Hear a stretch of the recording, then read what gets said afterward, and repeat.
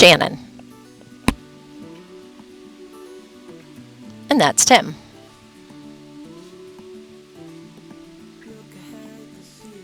And this is Hornblower, our beloved Baba 40 that we spent the last 7 years renovating and is now our home as we sail around the Caribbean.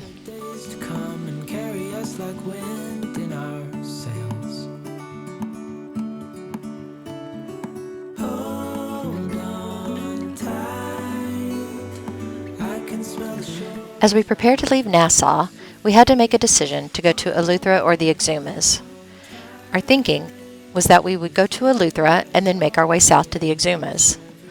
But you learn quickly out here that the weather makes a lot of decisions for you. So based on the wind direction, it made more sense to head straight to the Exumas. As we've met fellow cruisers on our journey so far, it became apparent that the Exumas were a favorite for most, and we were excited to find out why. It was a long day of sailing, a little over 8 hours, but we eventually spot land. 7 years now on this boat, and we all know where we belong, just wait. There were a couple of anchorages along the shoreline, and we had chosen one from the charts that we thought would be best for our boat draft. As we inched closer, we could see another mast sticking up, so Tim grabbed the binoculars just to check things out. He then says, "You're not going to believe this. I think that's Elroy." If you watched episode 3, you'll remember that Elroy was our buddy boat that we got separated from after leaving Cat Key. Sure enough, as we got closer, we saw that it was our dear friends Rob and Cindy. What a coincidence that in all of the places we could have chosen to go, and all the anchorages at any given location, we both picked the same anchorage at the same time.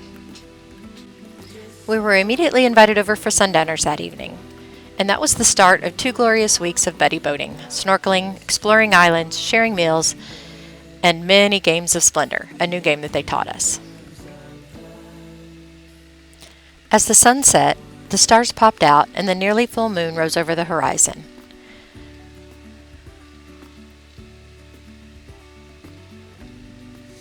We made our way back to our boat with the help of Elroy's super-powered spotlight and made plans to explore together the next day. Other than the beautiful white sand beaches and gorgeous clear water, the main attraction in Allen's Key are the iguanas. So the following morning, we hopped in our dinghy and headed over to the beach to check them out. I've never really been the one who's worried, always been the one who's keeping it cool. The kind of guy who chill while others hurry. I didn't know that I've been the fool. I've been telling lies about something real. The rock iguana is considered critically endangered.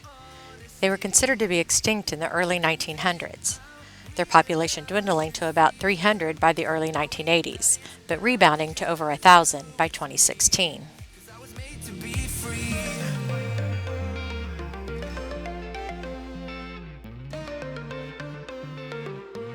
I am made to be free.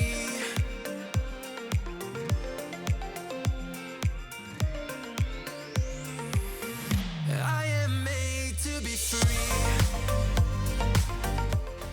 There are a few keys in the Bahamas that are home to these iguanas, and a few are visited intensively by tourists, with one island receiving over 150 visitors per day. Fortunately or unfortunately, they were quite used to people and let us get close enough to examine them in detail. Myself and myself only. I've been like that since I was a kid. I've always put my feet wherever I want to. Before I saw who I could be, kept thinking, where did I go wrong? Then realizing where I do come from, was asking how real love should feel, knowing that it's not just you, it's me, 'cause I was made to be free. We found our own little private beach near the touristy beach and watched as boat after boat after boat pulled in, loaded with people. The iguanas were so interesting to look at. Most were a brownish color, but had pink bellies that extended up to their jowls. It was mating season, and we read that males are more colorful during that time, to attract the attention of the females. After a month later, the females will lay 3 to 12 leathery eggs in the sand, and a few months after that, the baby iguanas hatch and make their way to the surface.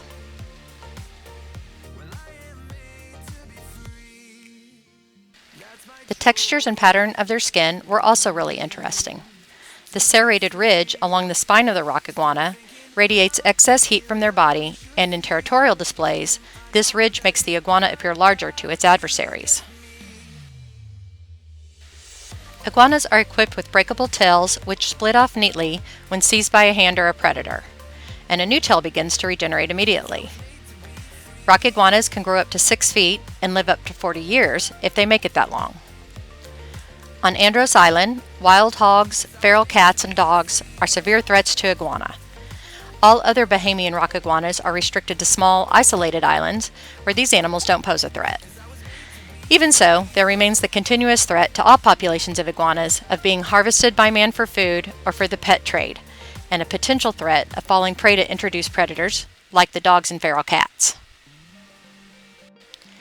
Natural disasters, such as hurricanes, are a constant threat as well. Rock iguanas used to be eaten by early inhabitants of the Bahamas.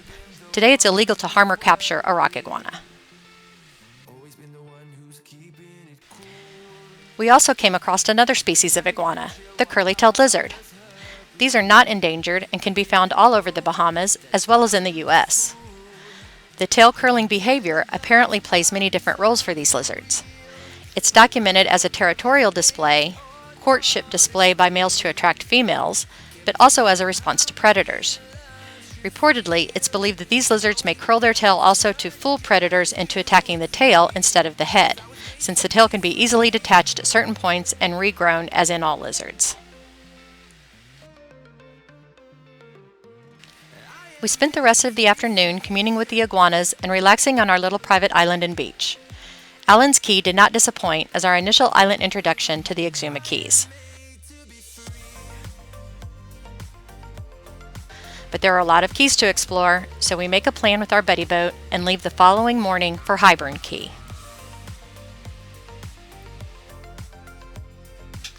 Be sure to watch our next episode, where we're surrounded by sharks, and do some great snorkeling where we harvest our own conch. And if you liked our video, please like and subscribe on YouTube. We'd really appreciate it.